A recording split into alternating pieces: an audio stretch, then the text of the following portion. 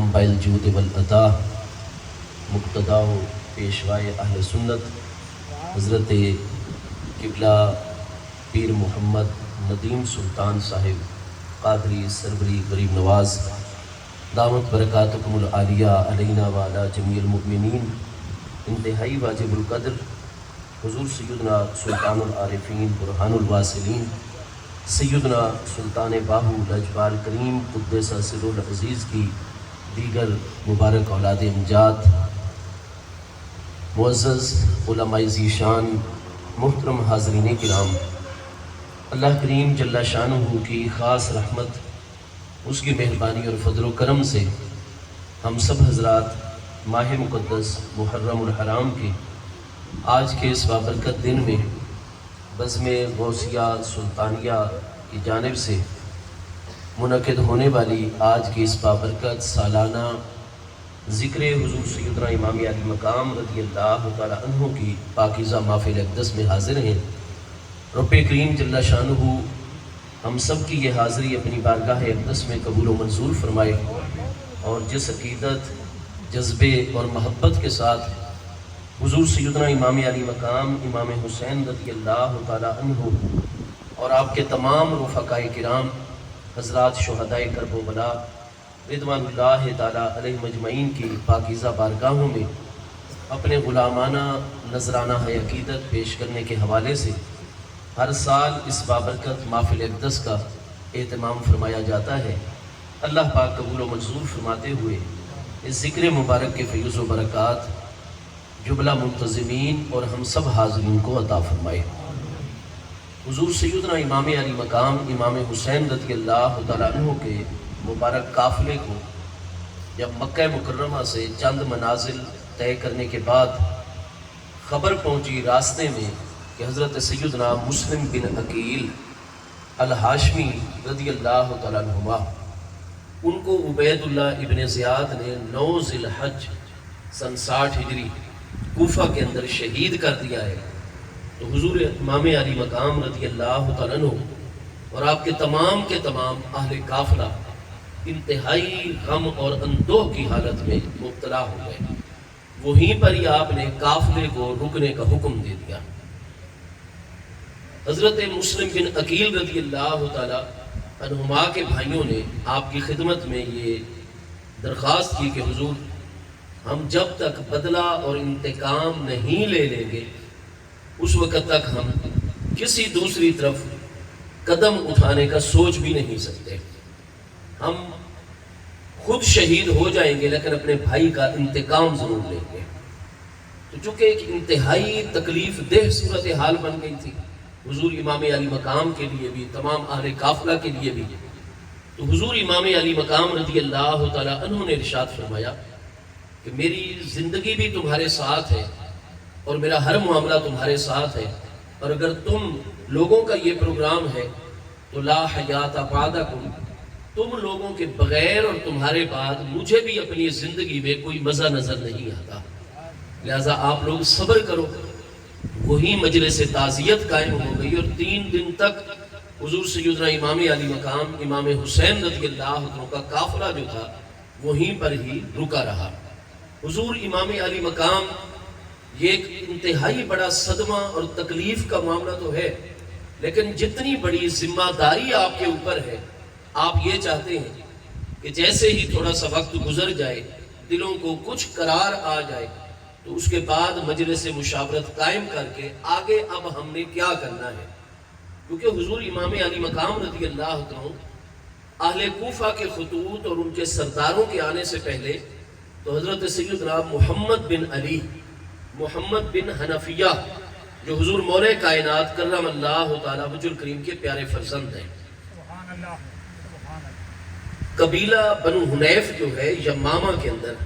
مسلمہ کذاب جس کا سربراہ تھا، جس نے نبوت کا جھوٹا دعویٰ کیا تھا، تو بنو حنیف کے لوگ تجارت کی غرض سے سمندر پار کر کے یہاں ہمارے علاقوں میں سندھ کے اندر آیا کرتے تھے اور یہاں تجارت کیا کرتے تھے۔ تو یہاں سندھ کی خولہ نامی ایک خاتون تھی جن کو انہوں نے یہاں سے خریدا بطور کنیز اور اپنے قبیلے یمامہ کے اندر بنو حنیف کے اندر لے گئے، اس لیے ان کو خولہ حنفیہ کہا جاتا ہے۔ جب ذی الحج سن 12 ہجری میں حضور سیدنا امیر المومنین ابو بکر صدیق رضی اللہ تعالیٰ عنہ کے دور مقدس میں حضرت سیدنا خالد بن ولید مخزومی سیف من سیوف اللہ ان کی سربراہی میں عقیدہ ختم نبوت کی حفاظت کے لیے مسلمہ کذاب کے خلاف یمامہ میں قبیلہ بنو حنیف کے خلاف کارروائی کی گئی اور مسلمہ کذاب جہنم واصل ہوا، تو باقی قیدیوں کے ساتھ یہ کنیز جو ہے خولہ حنفیہ، جو کہ اب یہ بنو حنیف کی کنیز تھی اس لیے ان کو حنفیہ کہا جاتا ہے، تو یہ بھی ایک مجاہد کے حصے میں آ گئی اور انہوں نے ان کو لے جا کر وہاں مدینہ طیبہ میں بازار کے اندر جو ہے وہ فروخت کرنا چاہا۔ تو حضور سیدنا امیر المومنین مولا کائنات کرم اللہ تعالی وجہ الکریم آپ کا گزر ہوا اور آپ کو چونکہ اپنے گھر میں خدمت کے لیے کنیز کی ضرورت تھی، جب خولہ حنفیہ کو دیکھا تو آپ نے اس مجاہد کو فرمایا کہ بھئی کتنی قیمت آپ لیں گے؟ چنانچہ آپ نے اس کنیز کو خرید لیا اور گھر لے جا کر اللہ پاک کی رضا کی خاطر ان کو آزاد کر دیا۔ ان کی تعلیم اور تربیت کر کے کچھ مہینوں کے بعد پھر حضور امیر المومنین مولا کائنات کرم اللہ تعالی وجہ الکریم نے ان کو اپنے گھر میں آباد کر لیا، اور ان میں سے حضور سیدنا مولا کائنات کرم اللہ تعالی وجہ الکریم کے چوتھے پیارے فرزند حضرت سیدنا محمد بن علی رضی اللہ عنہ پیدا ہوئے۔ تو چونکہ ان کی امی جان جو ہیں یہ سندھ کی خاتون، ان کا نام خولہ ہے اور قبیلہ بنو حنیف میں رہنے کی وجہ سے ان کی نسبت جو ہے وہ حنفیہ کہلاتی ہے، تو اس لیے حضرت محمد کو محمد بن حنفیہ بھی کہا جاتا ہے۔ حضور امام علی مقام جب مدینہ طیبہ سے مکہ مکرمہ میں جلوہ گر ہو گئے تھے تو حضرت محمد بن حنفیہ رضی اللہ عنہ بھی تشریف لائے، مکہ مکرمہ میں حضرت عبداللہ ابن عباس تشریف لائے، حضرت عبداللہ ابن عمر رضی اللہ عنہ تشریف لائے، اور باہمی مشاورت ہوئی تو حضور سیدنا امام علی مقام امام حسین رضی اللہ عنہ نے حضرت محمد بن علی یعنی اپنے پیارے بھائی کے مشورے کو آپ نے بالکل درست خیال فرمایا اور فرمایا یا اخی انکا قد اشفقتا و احسنتا، آپ بے شک عمر میں مجھ سے چھوٹے ہیں لیکن آپ نے بڑی شفقت و محبت کا مظاہرہ کیا اور بہت ہی اچھا مجھے مشورہ دیا، اور انشاءاللہ تعالی ان رأیک موفق، اللہ تعالیٰ کے فضل سے آپ کی رائے پر ہی انشاءاللہ تعالیٰ میں عمل کروں گا۔ لہٰذا جب مجھے مکہ مکرمہ میں بھی حقیقی طور پر جان کا خطرہ لاحق ہو گیا ہے تو انی قد ذاہب الی ثغور المسلمین، میں سمندر پار کر کے مغرب کی طرف بر اعظم افریقہ میں داخل ہوتا ہوں اور وہاں سے اسلامی سرحد کے پار چلا جاتا ہوں۔ تو بالکل آپ نے یہ طے کر لیا تھا، لیکن اہل کوفہ اور اہل عراق کے چیدہ چیدہ سرداروں کے جانے کے بعد اور 150 کے قریب خطوط چند دنوں میں آ جانے کی وجہ سے آپ پر حجت شرعیہ قائم ہوئی اور آپ نے کوفہ جانے کا ارادہ کیا، لیکن تحقیق حال کے لیے حضرت مسلم رضی اللہ عنہ کو اپنا نائب بنا کر بھیج دیا۔ جب حضرت مسلم کا خط پہنچا کہ حضور فصل پک کے تیار ہو گئی، پھل تیار ہو گئے، مطلب یہ تھا کہ کوفہ والے لوگ بالکل حق کے راستے میں ہمارا ساتھ دیں گے جیسا کہ انہوں نے خط لکھ کے ہمیں بلایا ہے، تو لہٰذا حضرت امام حسین رضی اللہ عنہ نے 8 ذی الحج سن 60 ہجری آپ نے، جبکہ ایام حج کا آغاز ہو گئے، یوم ترویہ ہے، حج کا پہلا دن ہے، آپ نے مکہ مکرمہ سے کوفہ کی طرف سفر شروع فرما دیا، لیکن چند منزل پر پہنچے تھے کہ وہاں پر فزدق شاعر ملا اور اس نے بتایا کہ حضرت مسلم رضی اللہ عنہ کو شہید کر دیا گیا ہے، جس کی وجہ سے 3 دن کے لیے حضرت سیدنا امام علی مقام رضی اللہ عنہ نے اسی مقام پر اپنا یہ مبارک قافلہ روک دیا۔ جب تیسرا دن آیا اور مجلس مشاورت قائم کرنے کی تیاری ہو رہی تھی، کیونکہ اب دلوں کو کچھ سکون آ گیا ہے، کچھ غم کی کیفیت اور حالت جو ہے اس میں ٹھہراؤ آ گیا ہے، تو مجلس مشاورت جیسے ہی قائم ہونے لگی تو جو آپ نے 1 فرلانگ 2 فرلانگ کے فاصلے پر چاروں طرف محافظین قافلے کے نوجوان جو ہے وہ کھڑے کیے ہوئے تھے، تو انہوں نے آ کر ایک طرف سے اطلاع دی کہ حضور ایک جماعت ہے جو تیزی سے ہماری طرف آ رہی ہے۔ آپ نے کچھ احباب کو آگے دوڑا دیا،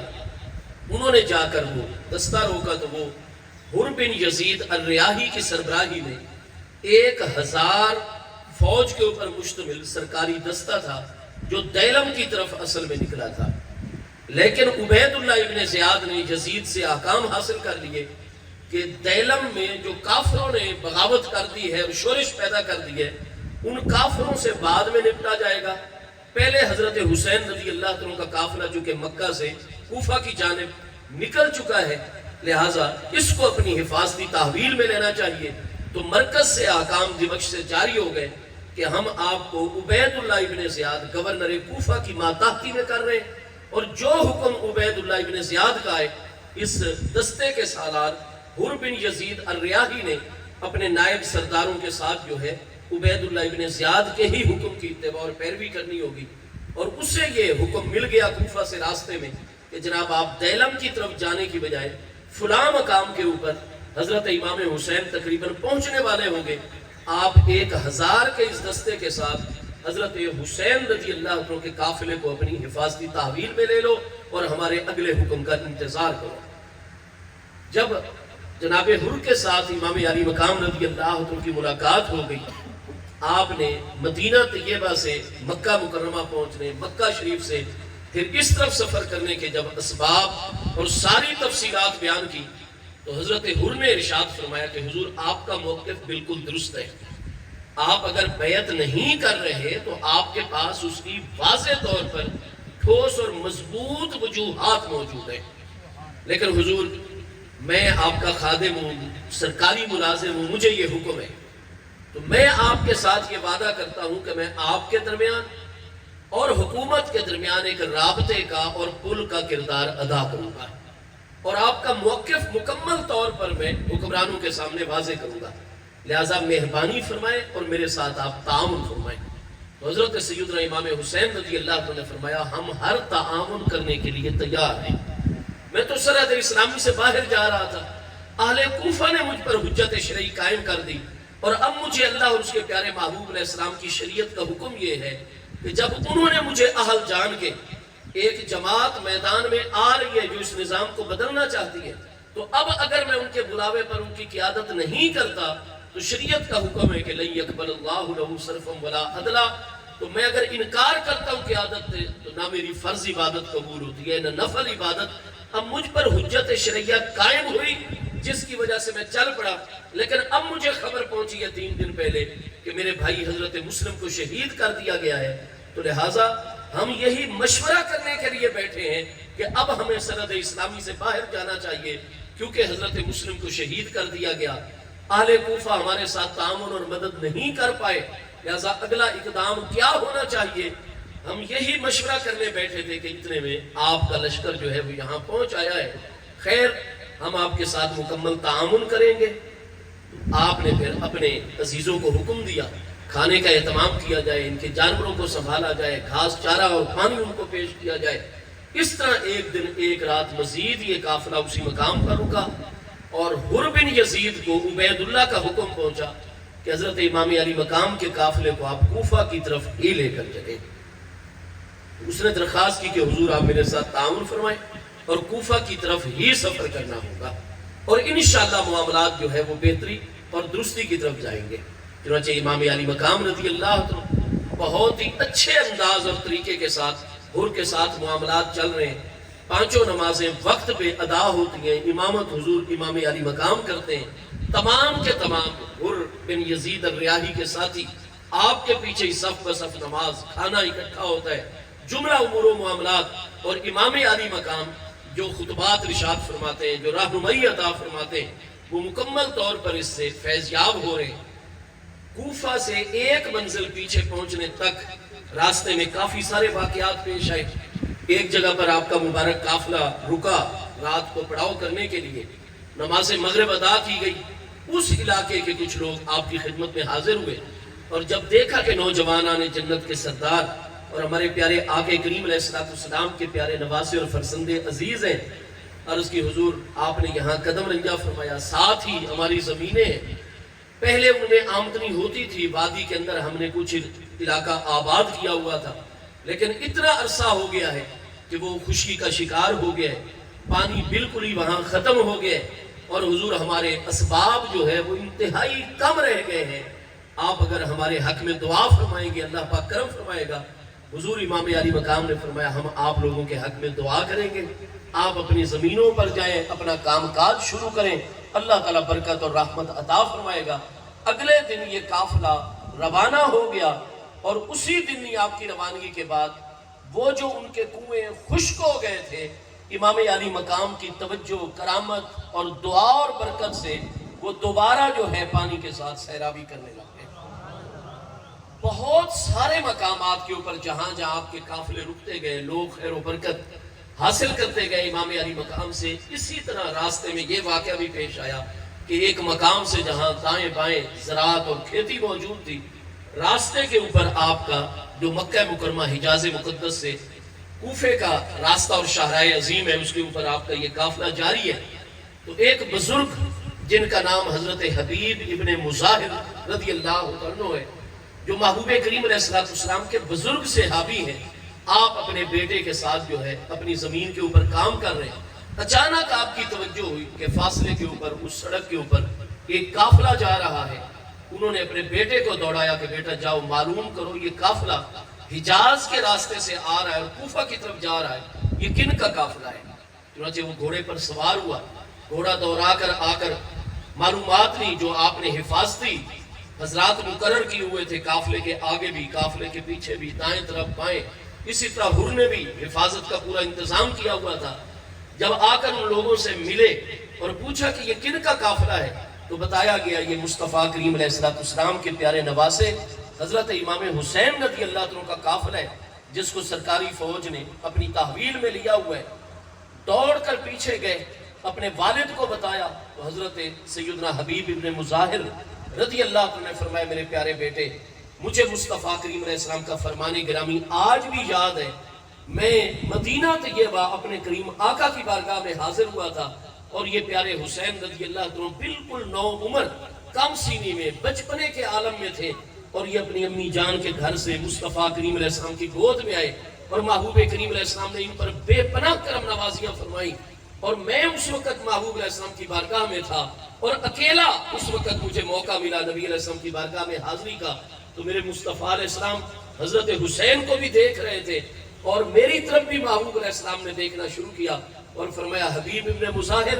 اس میرے پیارے فرزند کو اچھے طریقے سے پہچان لو، ایک وقت آئے گا کہ یہ تمہاری سرزمینوں سے گزرے گا قافلے میں، اور اگر ان استطاعتا، اگر تم سے ہو سکے تو فل تنصر ہو، میرے حسین کو اکیلا نہ چھوڑنا بلکہ میرے حسین کی مدد کرنا، ان کی خدمت اور نصرت بجا لانا۔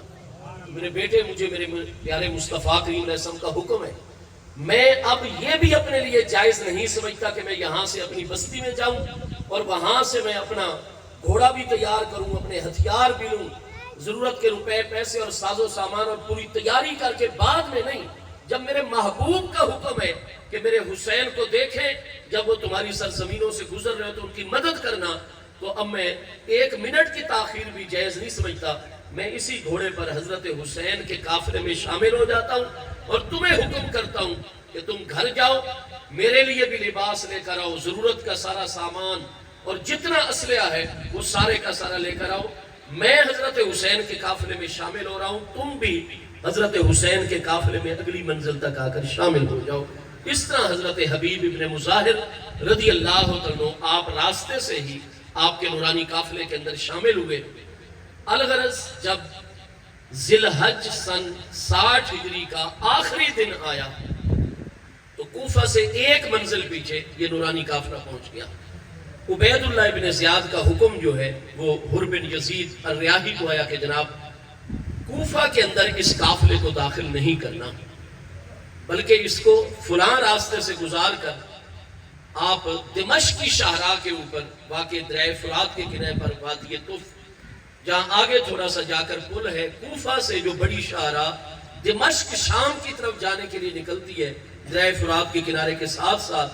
تو آپ نے دریائے فرات کے کنارے کے اوپر جو ہے ان کو جا کر جو چٹیل اور صاف میدان ہے وہاں ان کو خیمہ زن کر دینا ہے۔ حر بھی بہت زیادہ حیران ہوئے کہ میں نے تو حضرت امام حسین رضی اللہ عنہ کی براہ راست ملاقات کروانی تھی عبید اللہ بن زیاد کے ساتھ، لیکن اب اس کا یہ حکم آ گیا ہے، اور مکمل طور پر کوفہ جو ہے اس کی ہر طرف سے انہوں نے ناکہ بندی کی ہوئی ہے، بغیر سرکاری اجازت کے کوئی فرد جو ہے وہ کوفہ کے اندر داخل نہیں ہو سکتا، کوفہ کے کسی بھی راستے سے باہر نہیں نکلا جا سکتا۔ چاروں طرف سے کوفہ کی مکمل طور پر جو ہے وہ حضرت مسلم رضی اللہ عنہ کی شہادت کے بعد تمام کے تمام سرداروں کو بھی، عوام کو بھی اس طریقے سے دبا دیا گیا تھا، اور اتنی زیادہ سرکاری فوجیں وہاں مقرر کر دی گئی تھی کہ مکمل طور پر شہر کی ناکہ بندی ہے۔ کوشش کی حر نے، لیکن کہا گیا کہ حالات اس طرح کے ہیں کہ تمہیں ہر صورت میں حکم کی پابندی کرنا ہوگی، بعد میں سارے کے سارے معاملات چلائے جائیں گے، فی الحال تمہارے لیے حکم یہ ہے کہ حضرت حسین کے قافلے کو آپ نے آج ہی فلاں رستے سے لے جا کر غروب آفتاب تک آپ نے وہاں پر پہنچا دینا ہوگا، وادی طف کے فلاں میدان کے اندر۔ چنانچہ حضور امام علی مقام سے بڑی معذرت خواہانہ طریقے سے حضور نے بات کی کہ حضور آپ کرم نوازی فرمائے، میرا یہی پروگرام اور ارادہ تھا اور میں اب تک یہ سمجھ رہا تھا، لیکن وہ بھی براہ راست ملاقات نہیں کر رہا، اور کچھ شہر کے حالات ایسے ہیں کہ آپ نے ہمارے ساتھ تعاون کرنا ہوگا۔ آپ نے فرمایا میں پورا تعاون کروں گا، کیونکہ ہمارے دل میں کوئی ایسی چیز اور بات نہیں ہے۔ الغرض یہ قافلہ اس راستے پر کوفہ کے باہر سے ہی میدان کربلا میں پہنچا دیا گیا، اور جب غروب آفتاب کا وقت قریب اور یہ مبارک قافلہ وہاں اس میدان میں اس راستے سے پہنچا تو آپ نے دیکھا کہ ڈوبتے ہوئے سورج کی کچھ کرنیں جو ہے وہ اس کے پانی کے اوپر چلتے ہوئے پانی کے اوپر گر رہی ہیں، جس سے پانی میں ایک خاص قسم کی چمک پیدا ہو رہی ہے۔ آپ نے اس دریا کے دونوں کناروں کو ملاحظہ فرمایا، دریا کے کناروں پر وقفے وقفے سے جو کھجوروں کے جھنڈ تھے ان کو آپ نے دیکھا، اور اس کے بعد اچانک آپ نے مغرب کی طرف توجہ کی تو دیکھا کہ لک و دک صحرا ہے جس کے ایک راستے سے آپ بھی تشریف لائے ہیں، اور جب آپ نے کوفہ والی سمت توجہ فرمائی تو دیکھا کہ اتنا بڑا عظیم ٹیلا ہے ریت کا ٹبا کہ اگر دو اونٹ بھی ایک دوسرے کے اوپر کتابوں میں لکھا ہے کہ کھڑے کر دیا جائیں اور پھر اس کے اوپر کوئی انسان کھڑا ہو کر دراز قد اگر اس ٹیلے کے پار دیکھنا چاہے تو پھر بھی نہیں دیکھ سکتا، اتنا بلند ٹیلا ہے۔ اور پھر اس کے دامن کے اندر نرکل کے، جس کو ناڑکا کہا جاتا ہے، نرکل کے جو ہے وہ پودوں کا ایک جنگل سا جو ہے اس بڑے ٹیلے کے دامن میں دور تک بنا ہوا ہے۔ تو آپ نے یہ سارے کا سارا منظر پوری توجہ کے ساتھ جب ملاحظہ فرمایا اور دیکھا، اور ادھر سورج غروب ہو گئے تو آپ کی زبان اقدس سے بلند آواز سے جاری ہوا کہ سادہ کا جدی صلی اللہ تعالیٰ علیہ وآلہ وسلم وَأَنْهُ أَبِي، کہ میرے نانا جان کریم علیہ التحیات و تسلیم کی پیاری ذات بابرکات نے بالکل سچ فرمایا اور حق اور سچ خبر میرے متعلق جاری فرمائی، اور میرے مصطفیٰ علیہ السلام سے انہو روایت کر کے اور میرے محبوب سے میرے نانا جان سے علم لے کر میرے ابا جان حضور مولا مرتضیٰ شیر خدا کرم اللہ تعالیٰ وجہ الکریم میں بالکل سچ مجھے خبر عطا فرمائی۔ اس کے بعد چونکہ آپ کے 5 بھائی آپ کے ساتھ تھے، حضرت سیدنا ابو بکر بن علی آپ کے ساتھ تھے،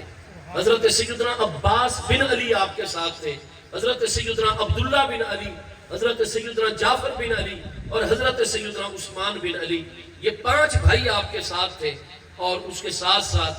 آپ کے جو سیدنا امام حسن مجتبی رضی اللہ عنہ کے 12 پیارے فرزندوں میں سے 5 پیارے فرزند آپ کے ساتھ تھے، آپ کے سگے بھتیجے اور بڑے بھائی جان کی اولاد امجاد، حضرت قاسم بن حسن بن علی، حضرت محمد بن حسن بن علی، حضرت زید بن حسن بن علی، حضرت عمر بن حسن بن علی، حضرت عبداللہ بن حسن بن علی۔ آپ نے اپنے بھائیوں کی طرف بھی توجہ فرمائی، اپنے بھتیجوں کی طرف بھی، حضرت زہیر ابن قین اور حضرت حبیب ابن مظاہر 2 بزرگ ترین ہستیوں کی طرف، اور ارشاد فرمایا کہ جو خبریں ہمیں دی گئی وہ برحق ہے، ھذا مناخ ابلنا،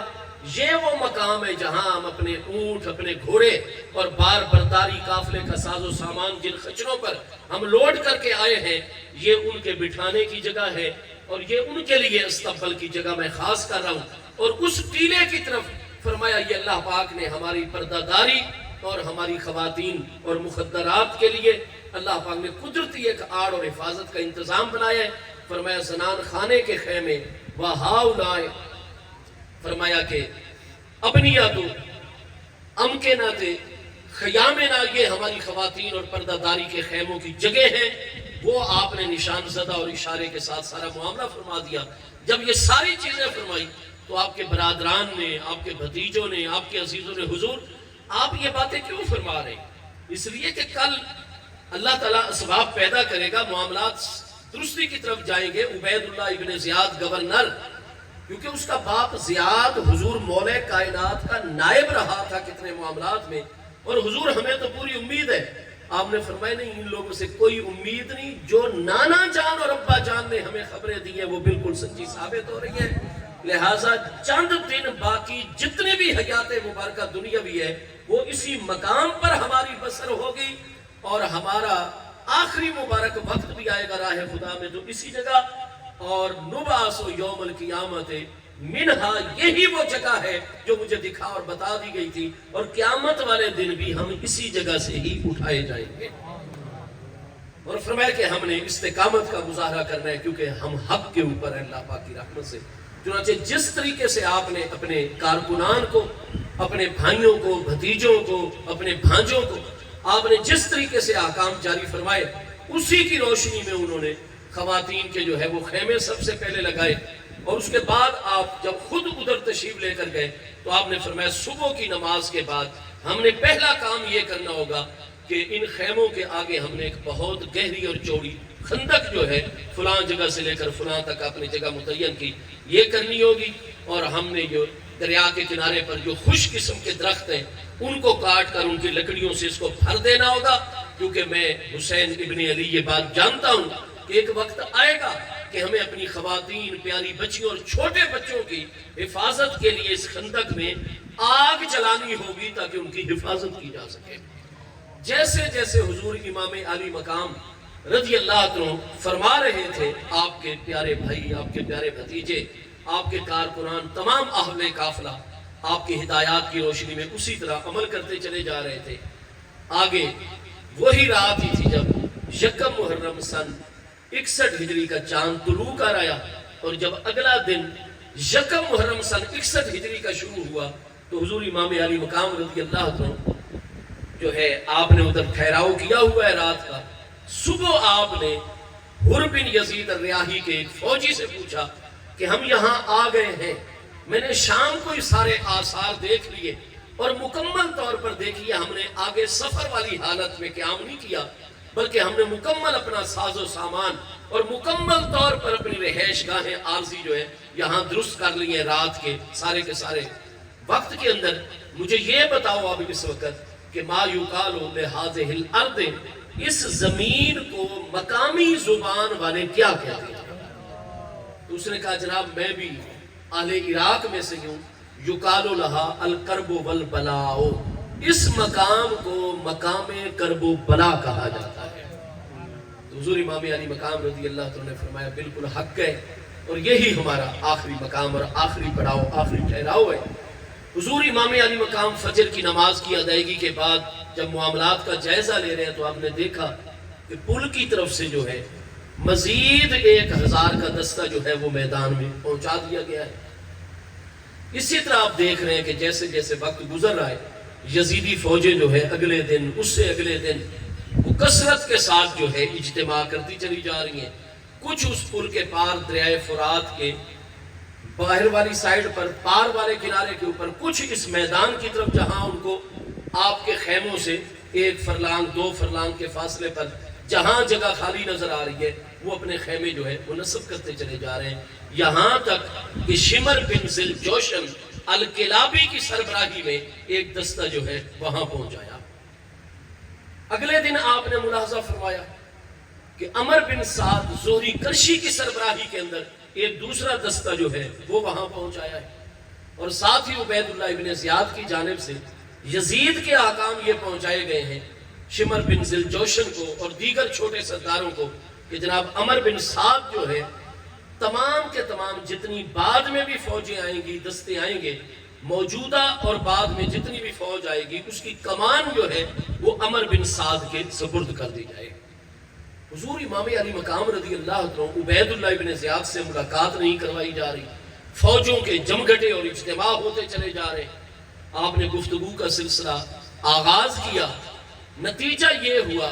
کہ انہوں نے کہا جی ہمارا ایک ہی مطالبہ ہے جو پہلے دن سے ہے آپ کے ساتھ، کہ آپ ہمارے امیر یزید کی جو ہے وہ بیعت کر لیں۔ آپ اپنا موقف واضح کرتے چلے جا رہے ہیں پورے دلائل کے ساتھ، اور بار بار کہہ رہے ہیں کہ میں نے مدینہ طیبہ کے گورنر ولید بن عتبہ بن ابی سفیان کو بھی یہی کہا تھا کہ میری باتوں کا جواب دے دیا جائے، اور آپ جس نظام کو مسلط کر رہے ہیں ذرا اس کو دلیل کے ذریعے سے واضح کر دیا جائے۔ میں مکہ مکرمہ میں پناہ گزین ہوا ہوں، وہاں کے گورنر اور سرکاری اہلکاروں سے میری بات ہوئی، لیکن آج تک مجھے کوئی بھی جواب نہیں دے رہا۔ اور اب آپ لوگ بڑے بڑے سردار ہیں، میں آپ لوگوں کے سامنے بھی یہی چیز رکھ رہا ہوں کہ مجھے شریعت طاہرہ کے اصولوں کی روشنی میں آپ لوگ مجھے قائل کریں۔ لیکن ان لوگوں نے کہا کہ نہیں، آپ کے ساتھ دلائل کا تبادلہ یہ ہماری ذمہ داری نہیں ہے،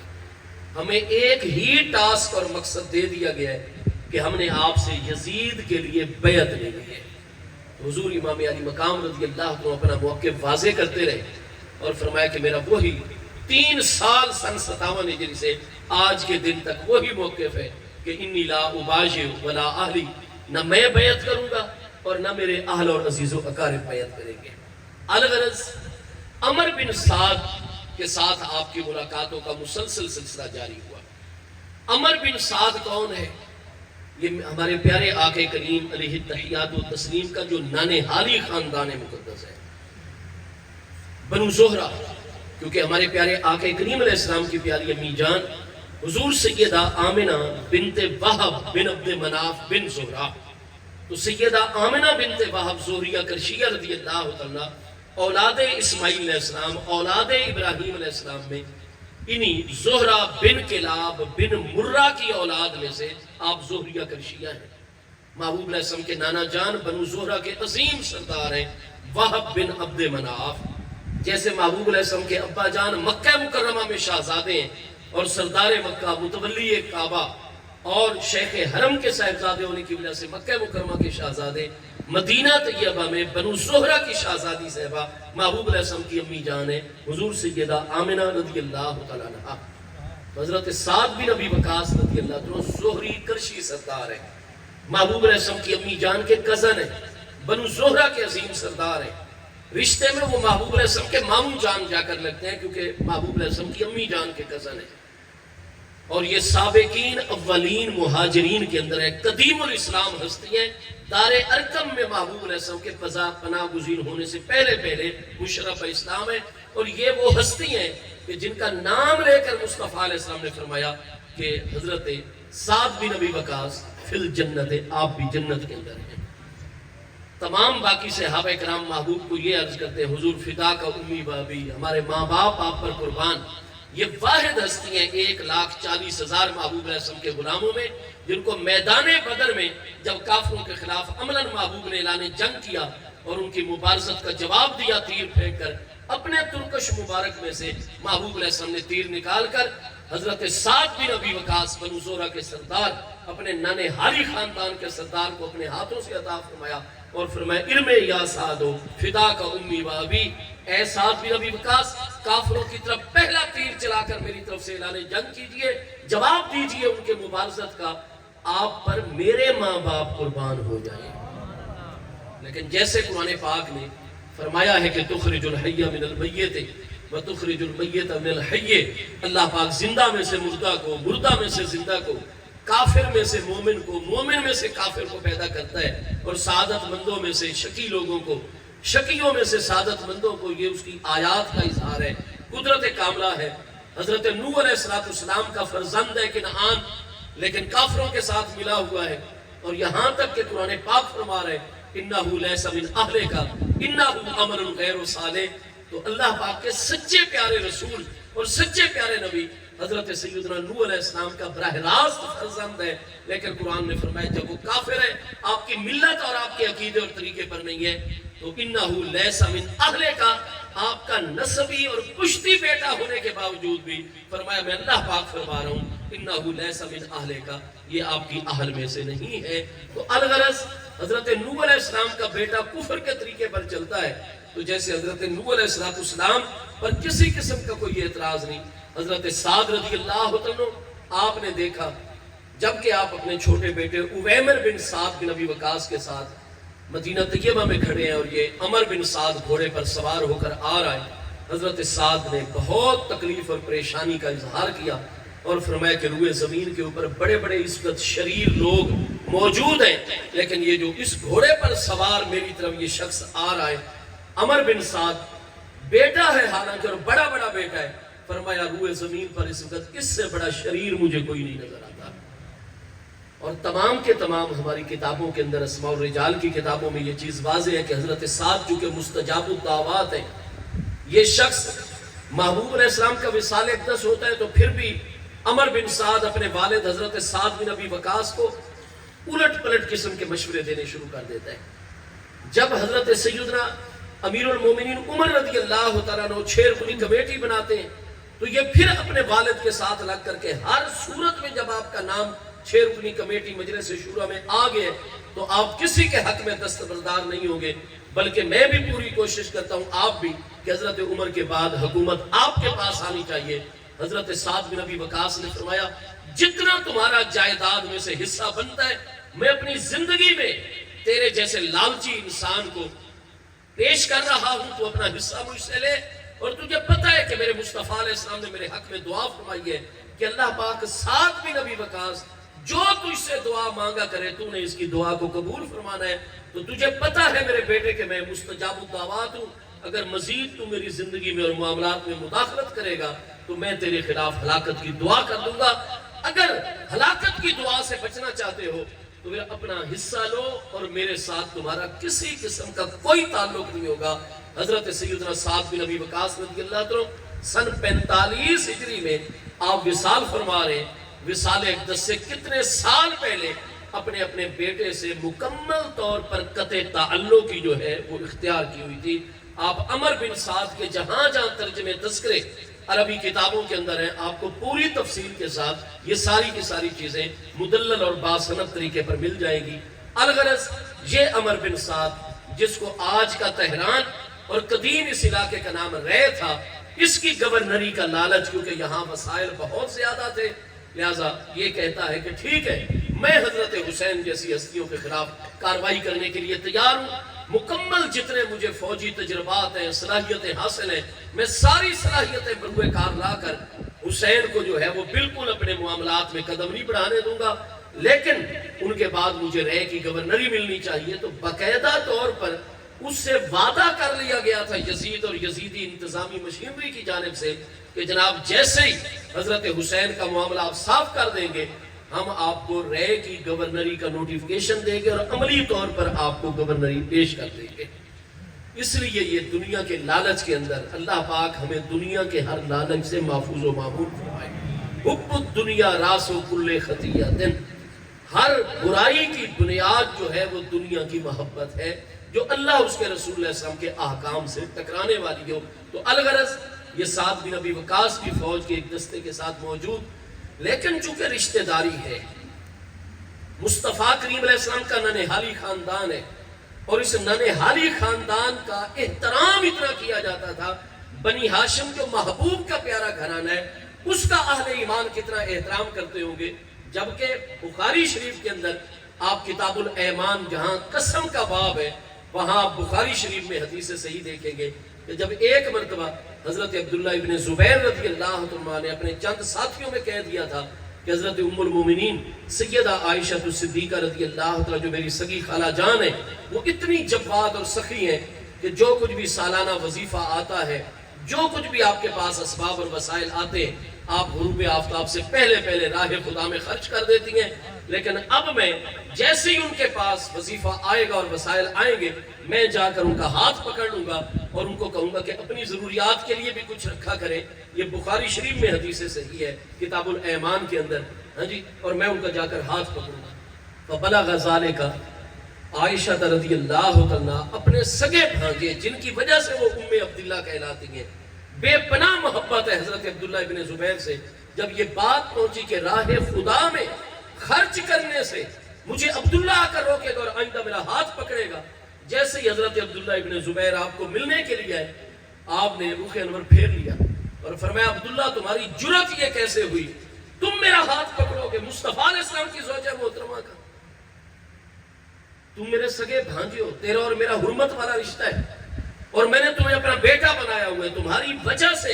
محبوب علیہ السلام کے حکم پر میں عبداللہ عائشہ بنت ابی بکر رضی اللہ عنہا کہلاتی ہوں، لیکن تمہاری یہ جرت کیسے ہے؟ میں تم سے پوچھ کر اللہ کے راستے میں غریبوں اور ضرورت مندوں کی مدد کیا کروں گی، تم ہوتے کون ہو؟ اور فرمایا جن قدموں پر آئے ہو میرے گھر میں سے انہی قدموں پر واپس چلے جاؤ، اور آئندہ پوری زندگی کبھی مجھ سے ملاقات نہ کرنا۔ حضرت عبداللہ بن زبیر فوراً زمین پر بیٹھ گئے، اپنی خالہ جان حضور ام المومنین رضی اللہ عنہ کو منانے لگ گئے۔ بس اسی اثناء میں جب منا رہے تھے تو حضرت ام المومنین آپ ان کے ان الفاظ سے تکلیف میں ایسی آئی تھی کہ بخاری شریف اور کتنی کتابوں میں حدیث صحیح ہے، آپ نے فوری طور پر قسم اٹھا لی۔ آپ نے فرمایا للہ ہے، مجھے اللہ کی قسم ہے،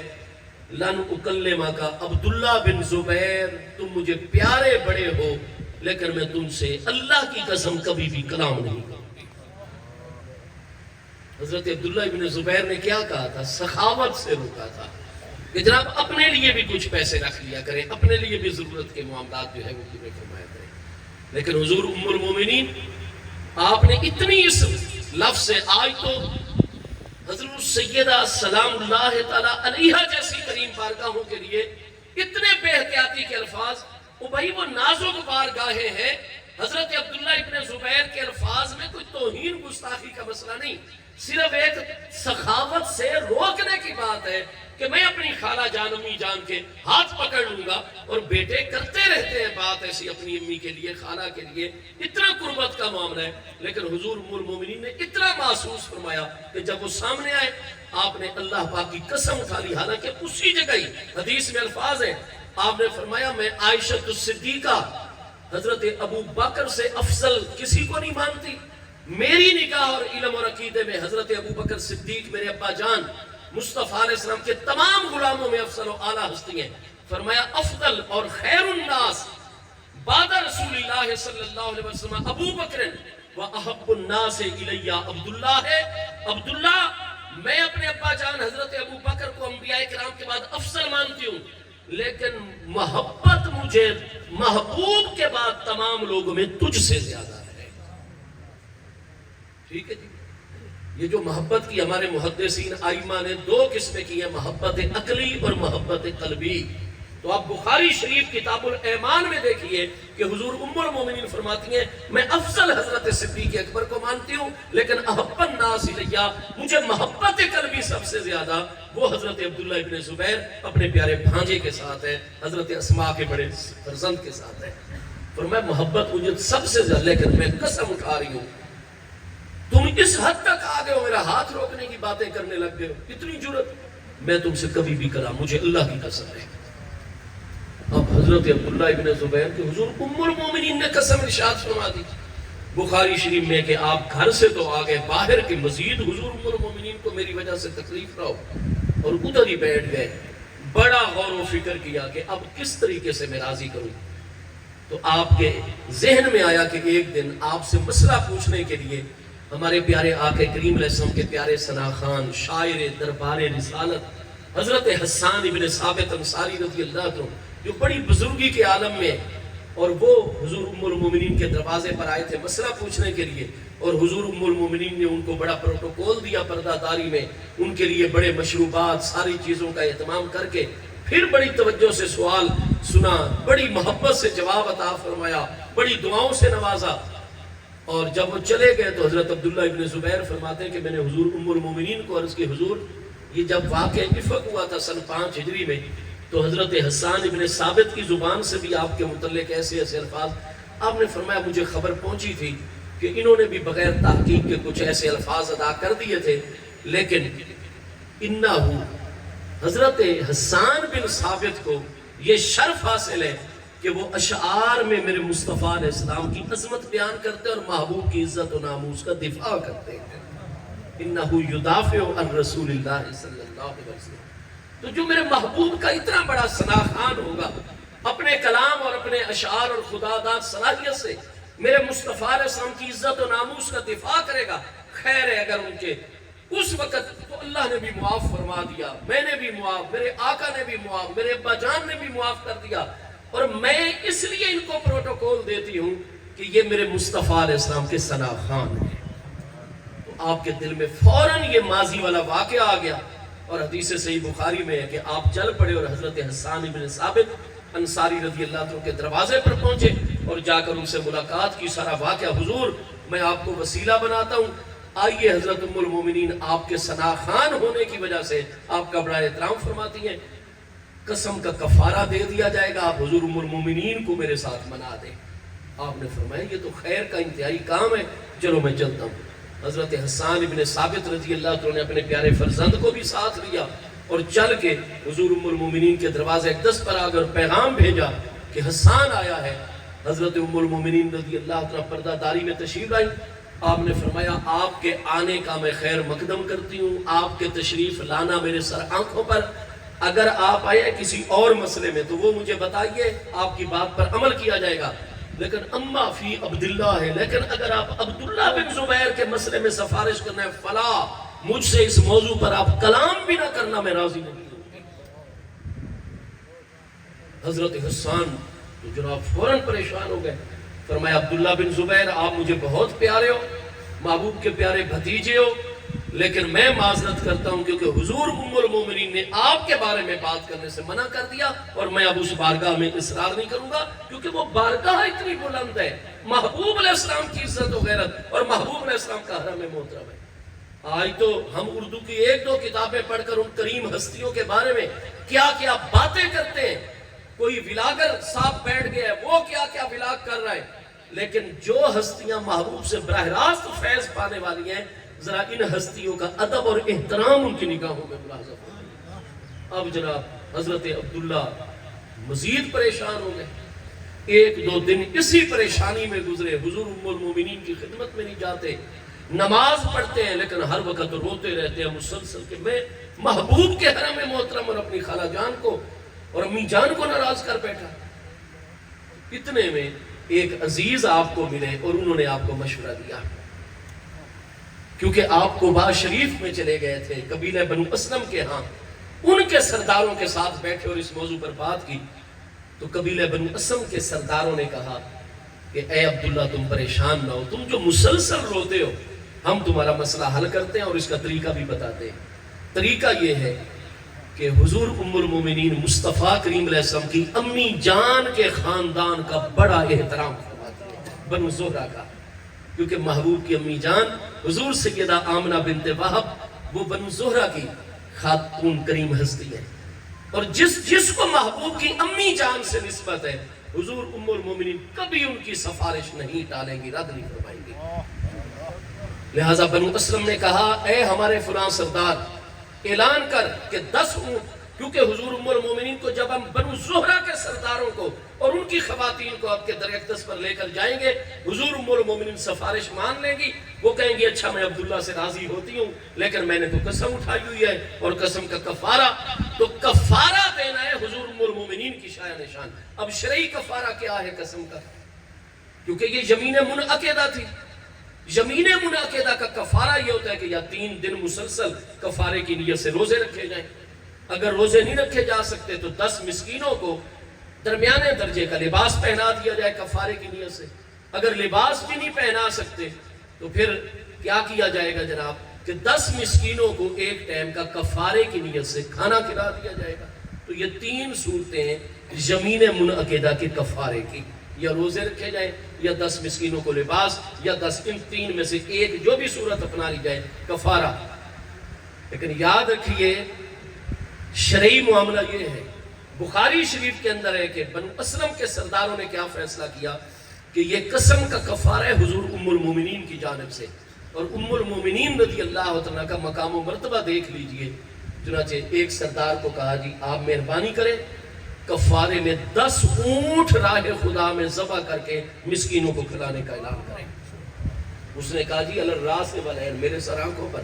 10 اونٹ میری طرف سے ہو گئے. دوسرا سردار بنو اسلم کا کھڑا ہوا 10 اونٹ میں پیش کروں گا. تیسرا ہوا 10 اونٹ میں اپنے گلے میں سے پیش کروں گا. اس طرح بہت بڑی تعداد اونٹوں کی بن گئی. پھر یہ سارے کے سارے سردار حضرت عبداللہ ابن زبیر کو لے کر بنو زہرہ کے خاندان میں پہنچے اور وہاں کی ہستیوں کو ساتھ لیا. اور حضور ام المومنین کو پیغام بھیجا گیا کہ بنو زہرہ ایک خاص مسئلے میں کلام کرنے کے لیے محبوب کا ننہالی خاندان آپ کے در دولت پر حاضر ہو رہا ہے. آپ نے فوراً سارے ان کے لیے انتظامات کیے، بہت خوشی کا اظہار کیا، اور جب ان کو ان کی جگہوں پر بٹھا دیا گیا، ان کی خاطر مدارت کر دی گئی، درمیان میں چادر لٹکا دی گئی، حضور ام المومنین اپنی مسند پر جلوہ گر ہو کر اے میرے پیارے مصطفیٰ علیہ السلام کا ننہالی خاندان، حکم کرو کس لیے یہاں تشریف لائے ہو؟ انہوں نے کہا جی آپ ہم سے ناراض نہیں ہوں گی اے محبوب کے حرم محترم، ہم صرف اس لیے آئے ہیں کہ عبداللہ کون ہے؟ عبداللہ بن زبیر آپ کا ہی تو پیارا بیٹا ہے، آپ کا ہی تو پیارا بھانجا ہے، حضور آپ ان پر ناراض ہو گئی ہیں؟ ہم یہ کہتے ہیں کہ آپ کی قسم کا کفارہ ہم ادا کرتے ہیں اور آپ عبداللہ سے کلام شروع کر دو، دل و جان سے راضی ہو جاؤ. آپ نے فرمایا میرے محبوب کے، میرے آقا کریم علیہ السلام کے ننہالی خاندان کی ہستیاں آ گئی ہیں، میں ہر ایک کو رد کر سکتی ہوں، لیکن جن کو ڈائریکٹ میرے محبوب کی امی جان، ابا جان، ننہالی ددہالی نسبت ہے نا، میں ان کی سفارش اور حکم کو کبھی بھی نہیں تھا، میں راضی ہو گئی ہوں، عبداللہ کے اوپر راضی ہوں اور قسم کا کفارہ میں ادا کر دوں گی. انہوں نے کہا نہیں حضور آپ نہیں. ایک سردار نے عرض کی حضور 10 اونٹ میں اللہ تعالیٰ کے راستے میں پیش کرتا ہوں آپ کے کفارے کی ادائیگی کے لیے. ہاں جی. دوسرے نے کہا جب 9 تک تعداد پہنچی نا 90 اونٹوں تک، حضور ام المومنین نے فرمایا بس بس تمہاری عقیدت اور محبت کا اظہار ہو گیا، یہ اونٹ دے دیے جائیں غرباء اور مساکین میں. مزید حالانکہ وہ اور بھی زیادہ اونٹوں کی تعداد کا اعلان کیا جا رہا تھا. اب آپ کو سمجھ آ گئی کہ حضور ام المومنین رضی اللہ تعالیٰ عنہ جیسی کریم ہستیاں مصطفیٰ کریم علیہ السلام کے ننہالی خاندان بنو زہرہ کا ادب اور احترام کتنا فرماتی ہیں، شفقت اور عنایت کتنی فرماتی ہیں. اور ہم بھی انہی بارگاہوں کے غلام ہیں، انہی کے وارث ہیں. آج عقائد کے اندر مسلمات اہل سنت پر سختی سے قائم رہنا، حضور مرشد کریم کی بھی یہی جو ہے وہ تعلیم ہے. فتنوں کا دور ہے، فتنے ہمارے اندر تک داخل ہو گئے. نمبر 1 اگر اپنی آخرت بچانی ہے، اپنی قبر بچانی ہے، تو جو حضرت برہان الواصلین سلطان العارفین لجپال کریم جیسی ہستیوں نے اپنی کتابوں کے اندر اور آپ کی اول سے لے کر آخر تک تعلیمات میں، عقائد میں آپ کو مسلمات اہل سنت کی پابندی ہی نظر آئے گی. اور یا اللہ کا یہی وطیرہ ہے، وہ سب اہل سنت و جماعت کے معتقدات کے اوپر ہے. جہاں اہل سنت و جماعت کے مسلمات کی آپ مکمل پابندی کیجئے فتنوں سے بچنے کے لیے، وہیں اپنا ہر معاملہ ان کریم بارگاہوں کے ساتھ ادب ہی ادب والا اختیار کیجئے. انشاءاللہ ایمان اسلام ہر فتنے سے محفوظ و محفوظ ہوگا. حضرت سعد بن ابی وقاص کون ہے؟ وہی مصطفیٰ کریم علیہ السلام کا ننہالی خاندان بنو زہرہ کے آپ عظیم سردار ہیں، لیکن یہ ناخلف بیٹا ہے عمر بن سعد. تو جس طریقے سے حضرت نوح علیہ السلام پر کوئی بات نہیں ہو سکتی، ادب ہی ادب ہوگا، تو یہ شخص جو ہے اس کو سالار، چونکہ حضور امام علی مقام کو درس یہ تھا کہ مصطفیٰ کریم علیہ السلام کے ننہالی خاندان کے ساتھ بڑے، تو اس لیے حضرت امام علی مقام ہوں یا دیگر آپ کے کارکنان اور آپ کے بھائی جان، بھتیجے، بھانجے عمر بن سعد کے ساتھ خصوصی طور پر گفتگو، سارے معاملات. لیکن جیسے جیسے دن گزرتے چلے جا رہے ہیں، یزیدی فوجوں کے اندر اضافہ، اور جو بھی نیا سردار آتا ہے نیا دستہ لے کر، کوئی 1500 کا، کوئی 500 کا، کوئی 200 سواروں کا، کوئی 1000 کا فوجی دستہ، آپ ان کے ساتھ ملاقات کرتے ہیں، اپنا موقف واضح کرتے ہیں، اور ادھر سے مطالبہ ایک ہی ہوتا ہے کہ ہر صورت میں یزید کی آپ کو بیعت کرنی ہوگی. یہاں تک کہ یکم سے لے کر 7 تک فوجوں کا بھی بہت بڑا اجتماع ہو گیا، تقریباً 18,000 تک یزیدی لشکر پہنچ گیا، اور مطالبہ ان کا وہی ہے. اور 7 محرم جو آج دن ہے، آج 1446 کا 7 محرم ہے، وہ سن 61 ہجری کا 7 محرم تھا. جب 7 محرم کی صبح طلوع ہوئی تو پھر عمر بن سعد نے جتنے بھی سردار اکٹھے ہو چکے تھے ان سے ایک مشورہ کیا کہ آج 7واں دن یہاں شروع ہو گئے، لیکن حضرت حسین رضی اللہ عنہ کے موقف کے اندر ہم ذرا بھر بھی نرمی پیدا نہیں کر سکے، لہٰذا ہم آخری اقدامات کی طرف چل رہے ہیں. اور وہ عبید اللہ ابن زیاد نے ہمیں یہی رہنمائی دی ہے کہ حسین پر یہ معاملہ پیش کرو، اگر وہ بیعت کریں ٹھیک، ورنہ آپ پہلا قدم سخت اٹھا دیجئے. اور وہ قدم یہ ہے کہ جا کر حسین سے بات کرتے ہیں، اگر وہ بیعت کی طرف آتے ہیں تو ٹھیک، ورنہ پھر آج کے بعد درہ فرات اور ان کے درمیان 500 افراد کا عمر النخعی کی سربراہی میں جوانوں کا دستہ متعین کر دیا جائے گا، اور آج کے بعد پانی کی ایک بوند جو ہے وہ حضرت حسین کے خیموں کی طرف نہیں لے جانے دی۔ ہم پہلے کچھ سال پہلے کچھ تحریریں دیکھ کر اردو زبان کی سمجھتے تھے کہ یار ہمارے پیارے آقا کریم علیہ السلام جب جنگ صفین سے بھی پہلے حضور مولا کائنات کے کچھ دستے آگے چلے تھے شام کی طرف، اور ادھر سے حضرت معاویہ رضی اللہ عنہ کے دستے چلے تھے،